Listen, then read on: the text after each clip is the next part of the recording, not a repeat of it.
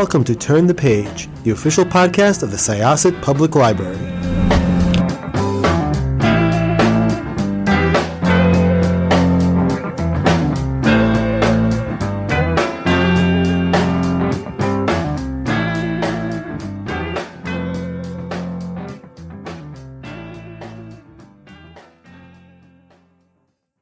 Hi, this is Jessica, and I am here with my guests. Would you like to introduce yourself? Hi, yes, I am Jennifer Jordan. And Sophie Goldstein. Hi. Hi, welcome to Turn the Page podcast at Syosset Library. And Sophie and Jen, would you like to tell us a little bit about what you are working on? Well, right now I'm working on catching up with sleep since finishing the last book. But we just completed our book, An Embarrassment of Witches. Jen, do you want to do the summary?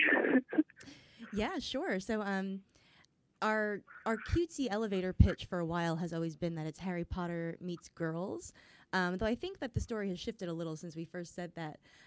But in short, this is sort of like an early to mid-20s coming-of-age story that takes place in a magical Pittsburgh. Rory and her best friend, Angela, are both sort of having their own journeys involving like the post-college years and grad school and making decisions about what you want to do with your life. And it... I guess it starts with a breakup in an airport, and it kind of goes from there. So that sounds really cool. But the other side of that is that they're witches, right? Yes. Yes. Yeah, okay. they're also witches, yes. And they're doing magical coursework of various kinds. Yeah. So Rory has kind of like magic. She uses magical powers to kind of work with animating inanimate objects, mostly origami in the context of the story. And then Angela studied cryptobiology, which is magical plants. And so she is starting a very prestigious internship at a cryptopharmacology corporation, where basically it's like a research lab where they study magical plants for use in pharmaceutical applications. That sounds really cool, and that was Angela, correct? Mm-hmm. So yeah, that's Angela's thing. So what's Rory's thing exactly? So she does this magical origami, but she's the subject of the breakup, right? Yeah, I mean, I think her whole thing is that she has no thing, right? Yeah, she she jumped around in college a lot. It took her, I think, 6 years to graduate with her BA, and she changed her majors and minors along the way a few times. So she's a normal person. Yeah, she's very, very much a normal person. She's a normal person. She's extremely relatable to so many people I know. Mm-hmm. Yeah, I think it's kind of, she just kind of flows with goes with the wind, and she has this habit of kind of following her romantic partners into their passion. So she hasn't really figured out what she wants to do, and that's one of the cruxes of her story, is her, coming to that realization and needing to crystallize, like, what does she want to do with her life? So it's a magical version of Pittsburgh. How was the world building? Was it very difficult? Did you use a lot of like real world, points to sort of build on, or did it feel like you were building something completely new? Well, so at the time that we were writing the book, up until pretty recently, I was living in Pittsburgh. So it just seemed, it made it easier for me to use the city I was living in as a visual reference. And I think Pittsburgh is a pretty interesting looking place. So there's a couple times when the landscape of Pittsburgh really comes into play. There's what is it that Guy and Rory are on? It's like a magical flying carpet made from recycled magic carpet fibers. Mm-hmm. That's awesome. And yeah, he's very environmentally conscious. So there is a big shot of like the whole of Pittsburgh that they're flying over, And then there's a pretty important sequence that takes place in the Cathedral of Learning, which is part of, is it the University of Pittsburgh? I think it's the University of Pittsburgh. Yeah, which is kind of a weird, unique building in that it was constructed as this like Cathedral of Learning. So there's all of these different classrooms in the building, and each is done in the style of a different country. But since this building was constructed in the 1930s, it's like these countries are seen through the lens of like a rich white person in the 1930s. I was just going to ask that, how exactly that translates now. Not great. Yeah. Jenn, when she came and visited in Pittsburgh, and we went, and I think we were pretty enamored of it. It's really weird. It is. Like, I'm really fascinated by it. It has like a sort of, I don't know, like it has like a creepy sort of like it's a small world. That's exactly what I was gonna say. Like, I was trying to find the words, that it has that sort of like creepy like universality of like it's a small world, while also just like, I don't know, painting over a lot of I don't know. It's just a very interesting space, and I feel like a lot of Orientalism is part of the building. Yeah, especially of like any non-European nation. Absolutely, and like just romanticizing colonization and like colonial spaces. It has that, I guess, that feel of it. It's like, look at all these cultures that we've come into contact with, did stuff too. Yeah, and then on top of that, it's like a Gothic building. So I got to draw both the exterior and the interior central hall of it, and now I never want to draw another Gothic building again. It was a nightmare.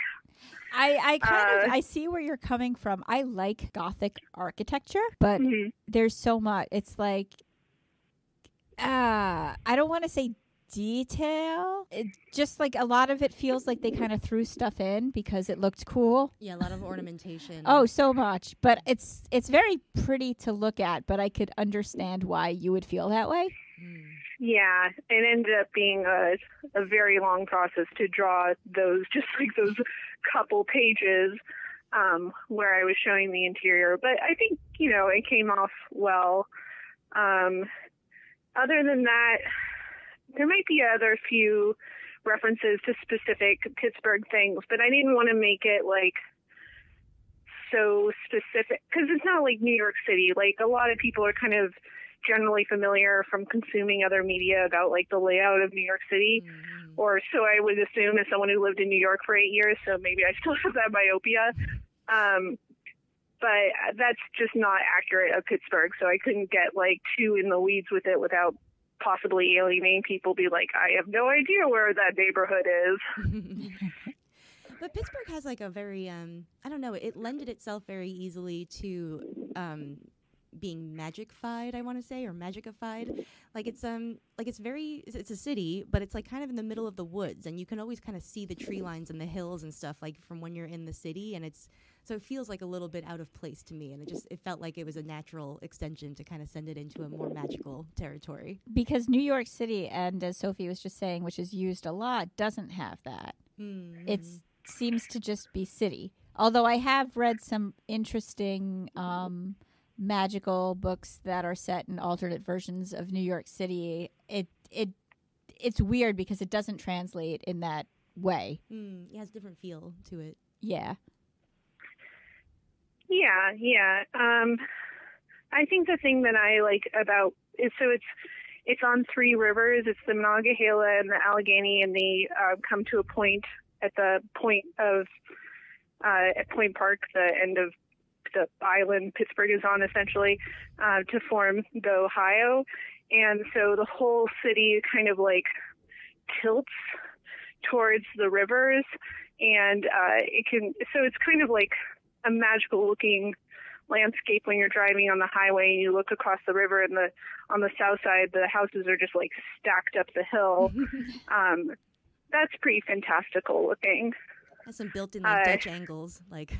Yeah, and we also have the Phipps. The conservatory also plays a big role in part of the book. So we were able to squeeze some important Pittsburgh monuments in there. Where did you begin writing this? Where did you? I mean, obviously, as we were just talking about, the characters sound like a lot of people that we might know. Where did the starting point come from when you were hatching this story? I mean, gosh, we've been working on it for a really long time. Like, I think I was,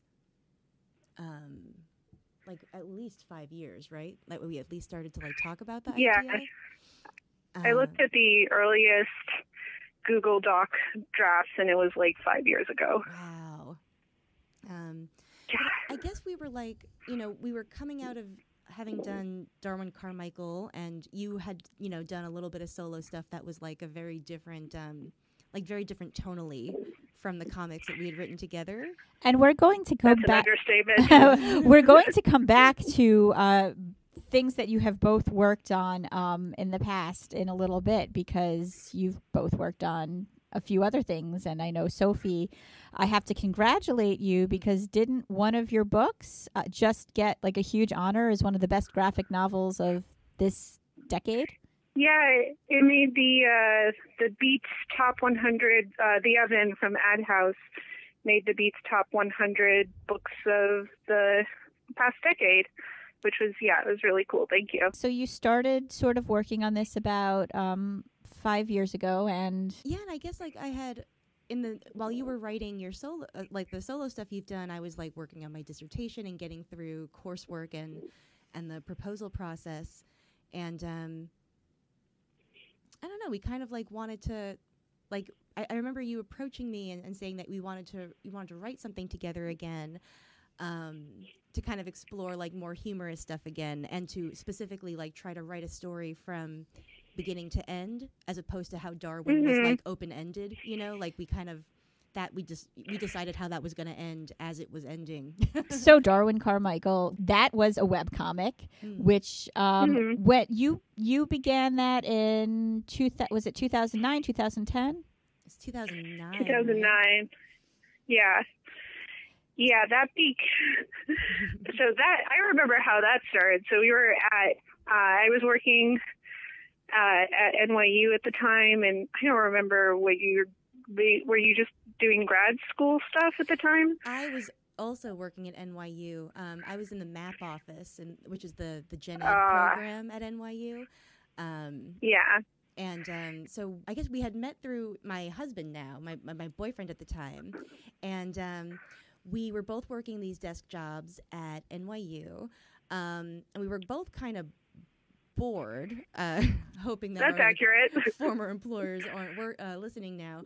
And we just started to kind of like hang out and toss around ideas for comics. But it's kind of roughly like that concept of The Good Place.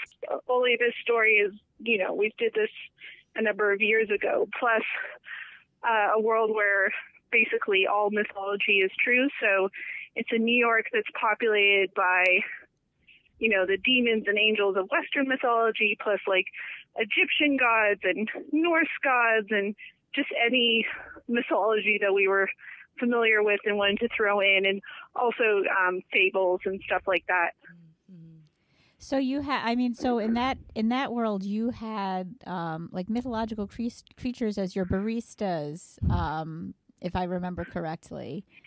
Mm-hmm. And the main character, Darwin, who was karmically cursed, he had like negative karma. He had a pet, was it a manticore named Skittles? And and he had angels that were his roommates, and they were terrible roommates. So it was like you had these ethereal beings from various cultures, mythologies, and religions, and everybody was living in this big, I guess, melting pot of, was it Brooklyn or New York City in general? Yeah, they were in Williamsburg. Williamsburg, of course they were in Williamsburg. Yeah, it was like and peak Williamsburg, like around 2009, 2010, I think, was when Williamsburg was really the most Williamsburg that it would ever be. It really is like a little like time capsule now. So that ran for how long? We did that for 4.5 years, I think. Yeah, we finished it in 2013, and then we had the Kickstarter for the book in 2014. Mm-hmm. And then it was funded and published, and I remember that happened very quickly. This new book, An Embarrassment of Witches, is being published by Top Shelf. Yes. Yes. And were they familiar with Darwin or some of Sophie's other stuff when they approached you? They were familiar with my work, and we talked about another project that I ended up going to another home because I felt like the tone of that was more in keeping. But Jen and I we had most of the script done for An Embarrassment of Witches, and so being more familiar with Top Shelf oeuvre, I kind of thought it would fit better in with what they do and their audience, and so I brought it to them, and they were very game. So it was a good fit. So when you were writing the characters, were they based on yourselves? Were they based on people you knew? Did they just start speaking to you? I would say that yes and no. There's definitely no one-to-ones, although I think if you look at Rory and Angela in the broad strokes, I think Angela has a lot to do with Jenn, and I think she takes things from Jenn's personality and experiences, especially as an academic, right? Mm-hmm. Yeah, definitely. I worked out a lot of my my stress about grad school pressures while writing about Angela's journey through grad school. And you're a medievalist, correct? Yes, I study medieval history, and I'm working on a dissertation now. So you've been in academia for a long time. So that probably played into a lot when you were writing the book. Yeah, absolutely. In a way, I mean, first off, just the fact that we were kind of writing this while I was really early in the grad school process meant that it was very directly informed by it. But it was also coming out of another grad school experience that I'd had previously with Rory's, because Angela's sort of journey through this book looks a lot like the traditional grad school path, but a lot of the stuff that Rory does kind of comes out of my experiences during a master's program, and sort of when you're in a really new field that's interdisciplinary and it doesn't really have a pedigree yet, how scary and unstabilizing that can be. So yeah, I think there's different parts of the academic journey kind of all over that. And academia is so ceremonial that I feel like that's why magical stories in academia, they work so well because there is a lot of ceremony in it. At least that's kind of how it seems. Yeah, absolutely. I think that's a really good part. And the modern university as it stands now is very medieval, and that's something that's kind of come up in a lot of my research. Universities are bigger now and richer, but they still kind of function the same way with the same departments, and the same areas of knowledge and things like that. So there is just a lot of stately ritual. And there's a hymn for different universities. That's true. Which is kind of weird. Not to trash universities. I'm sorry, I've been to them, and I owe my career to universities. But there's a hymn. There's always a university hymn. A lot of long flowing robes. Long flowing robes, yeah. Yeah, and I think there's another character, Guy, who's kind of Rory's love interest throughout it, and he's a grad student, and he's in a new interdisciplinary magical program, and so although he and the demeanor and personality and thing is not really related to either of us, his anxieties, I think, very much delve from that place. So is this Rory's ex, or is this a new love interest?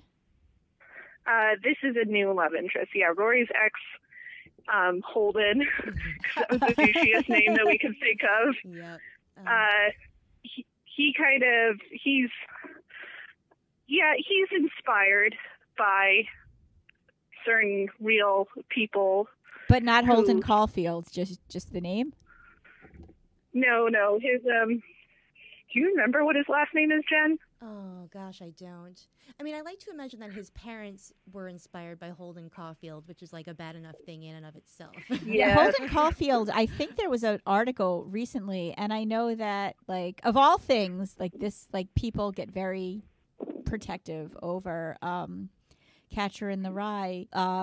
But, you know, I think it's, I think it's fair to say that not everything ages correctly, and you can sort of like something from a point of nostalgia and say, you know, this is why this resonated me with then, but sort of also realize that maybe there were some problems with it. I think that that's kind of part of the growing process, and it's uncomfortable at points. But there was an interesting article recently by somebody who likened rereading it to sort of meeting up with an ex and not remembering why you liked him in the first place. I could be completely, like, it was something to that effect, like, you know, being like, I don't understand why, you know, everything I liked about that person was a projection. So I think it's interesting to see things like Catcher being reevaluated, but you have these kids who are named Holden. You know, sometimes it's because people really like the name, but sometimes it's because that book meant a lot to them. Mm-hmm. Yeah, I mean, I think, I read all of Salinger's work when I was in high school, and I think it was very resonant for me at the time. And that's also the time I read, like, another person who I kind of think of in the same vein is Hermann Hesse.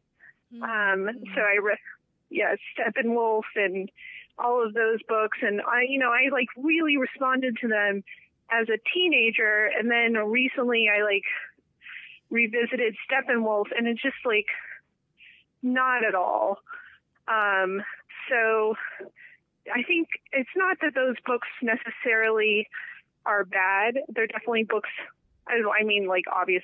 Here I am declaring that these famous books are bad, but it's more that, like, they're definitely books of their time. But then also, I think that you kind of need to meet them at the right point. Yes. And then once you're like a mature adult who's maybe gotten, like in the case of Hesse, gotten over the fact that you have sexual feelings sometimes, it won't be as resonant. I definitely had many encounters with authors like that, you know, I've always felt like if I had read them 5-10 years earlier, I would have really liked them, but they just didn't come at the right time. And I remember that used to come up all the time when you first get to college, right? Because all your new friends are like, oh my gosh, this book is so important to me. And so I ended up reading a lot of like Hermann Hesse and like Richard Bach. I don't know if you remember him, like in early college. And just thinking, is it Jonathan Livingston Seagull? Yes, yeah. Yeah. And I remember, like, gosh, I would have loved this if I were in 9th grade, but I'm not. A big touchstone for me and Jen that I think relates to this conversation is Buffy the Vampire Slayer. I'm a big Buffy fan myself, so, but I had... But I think it's definitely one of those that, like, if you it was so great. I watched it in college and I fell in love with it, but I think I would not be able to do that now. Well, it's certainly very different, and, you know, there's a lot of things that have changed and happened since then, and it's got... I think the interesting thing for me is that Xander was supposed to be dreamy when it came out, and he's really kind of awful.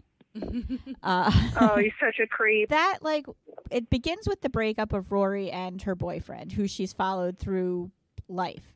Or is it the same boyfriend or different love interests? Just the one that we see in the book, that she, at the beginning, she's supposed to, go on a plane with him to Australia to intern, or basically to work the summer at a dragon preserve. Nice. And so she's kind of like following his dream, and then he, basically dumps her at the airport and is like, well, but we can, we'll still go. We'll just be friends, not, boyfriend, girlfriend. And that doesn't go over well.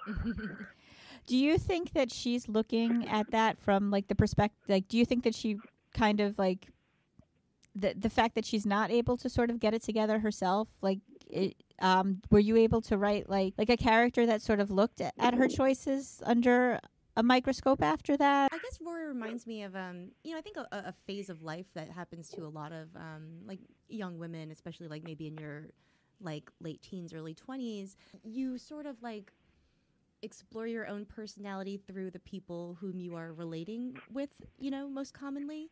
So as opposed to like exploring her own interests, she's always sort of just like exploring the interests of the person she's like partnered with at that moment. And I think that's very relatable. Mm-hmm. Yeah, I know that there are definitely parts of my life where I like, prioritize other people's interests over my own because it's easier in a way. You don't have to like actually look at yourself as much.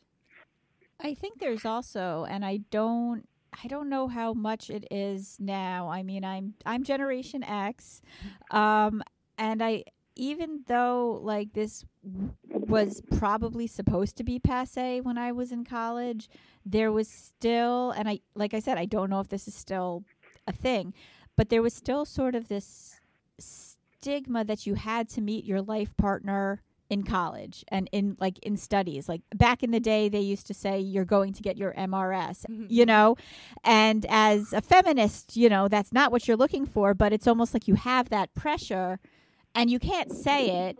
You can't even admit it to yourself. So a lot of people, I feel like, cling to somebody who they meet at this very transitional time in their life, and they don't change together, but they don't want to admit that that's what's happening. I mean, I think that's an interesting idea. I don't know if that was like such a present concern in my college experience, but I definitely was still obsessed with boys, just not with getting married.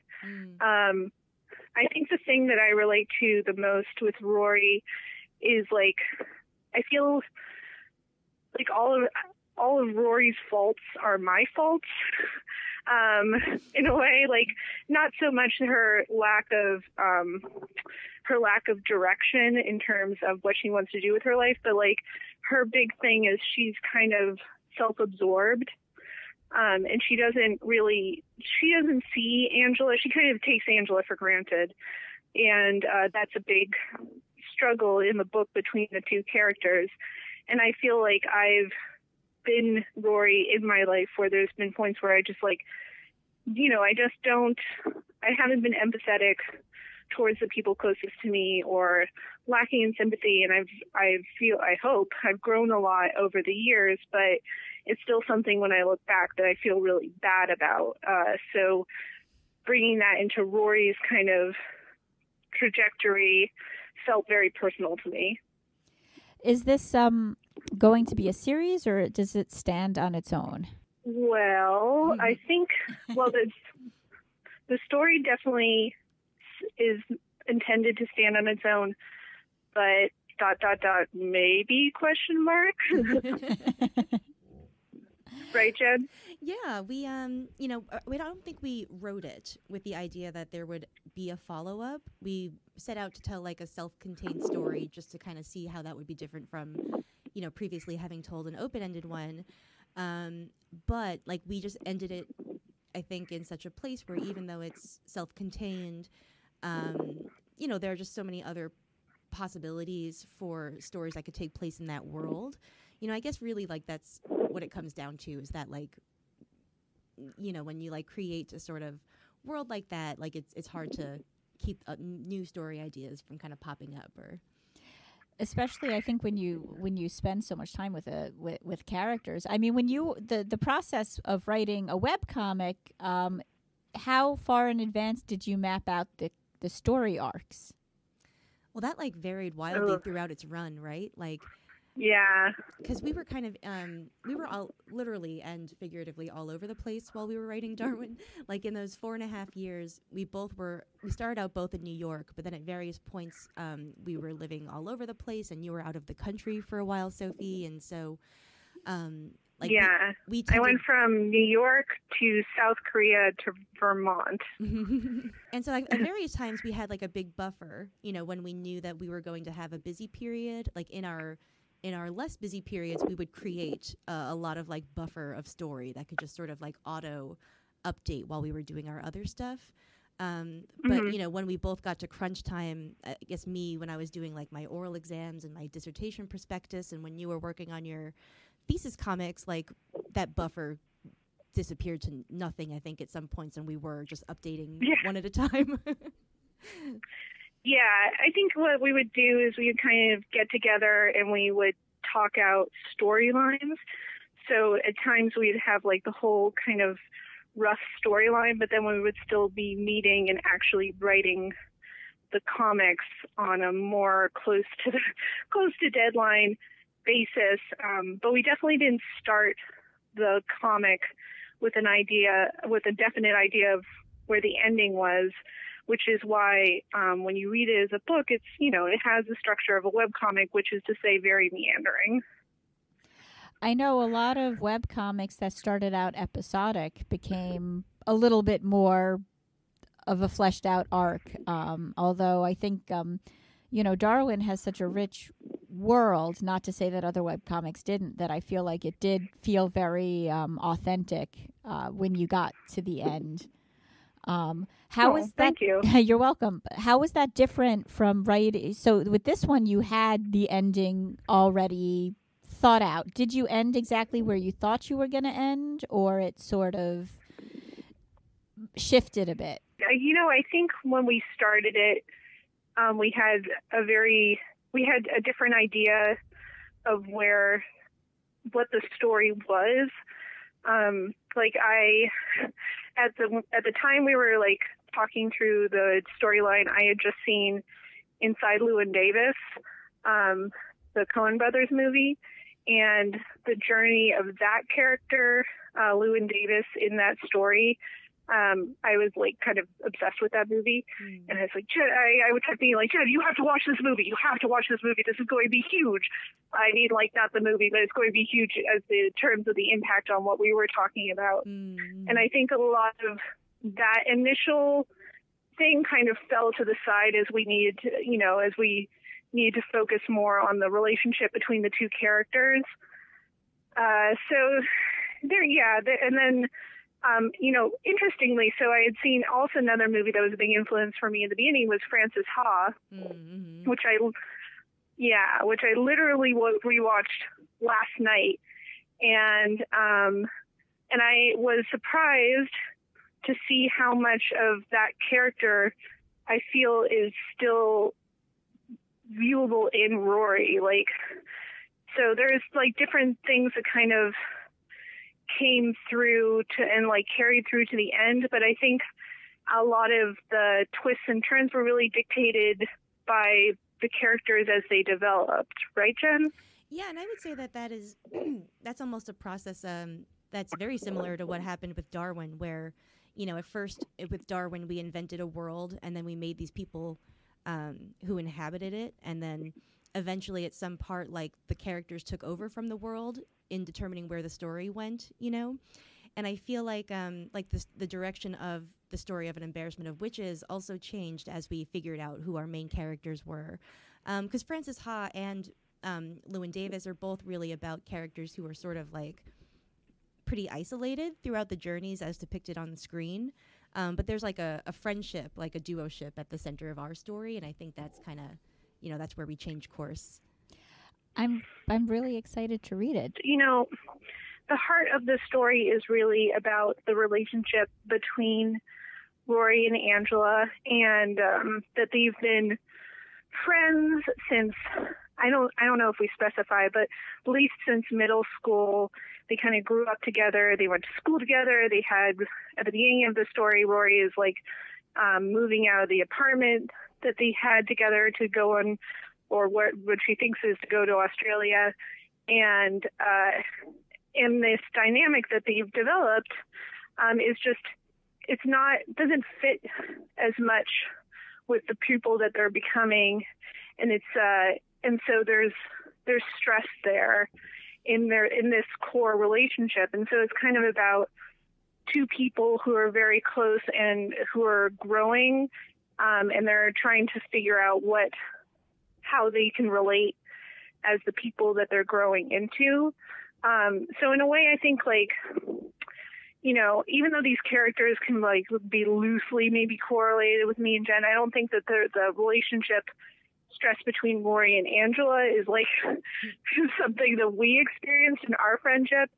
But I kind of drew on more of like, relationships I've had, romantic relationships that I've had, where you're kind of like having that same kind of stress, but instead it's been translated into the intensity of a very close female friendship. Mm-hmm. Before we wrap up, do you have any favorite graphic novels that you either draw influence from or you just love? Well, these are all gonna sort of err on the recent side, but I've recently really loved This One Summer. Oh, Tamaki is that? Mm-hmm. Yeah. And I've really enjoyed the Witch Boy series by Molly Ostertag. That's one of the best. Yeah. I always plug that one whenever I can. Mm-hmm. But old favorites were I was always really into the Sandman comics and Why the Last Man and Transmet. Like I was a big like a Vertigo 90s girl for a long time, I would say. Yeah, and I would say for specific influences on this book, when it came time to kind of do the page layouts and pacing and sort of like that, I really I studied Scott Pilgrim, which I think is still one of the funniest comics I've ever read. And that kind of like comedic language that Brian Lee O'Malley uses in that book was pretty big. I think I talked about that a lot with Jen, right? Yes, yeah, and that was even a big influence while we were working on Darwin too. Like it's kind of always been in the back of our minds. The karmic counting is kind of in relationship to in Scott Pilgrim how all these video game things come up. Yes, yeah. I thought that was fun too, with Scott Pilgrim. I think that that's another story of somebody who isn't the best person, but learns along the way. And I think I know this is going to sound silly, but I think a lot of us who grew up in the early video game age almost relate our failures and triumphs to you'll see somebody say achievement unlocked. Yeah. And it could be anything. It could be I finished a big cheeseburger, achievement unlocked. But I think so many of us relate things to video games now because they were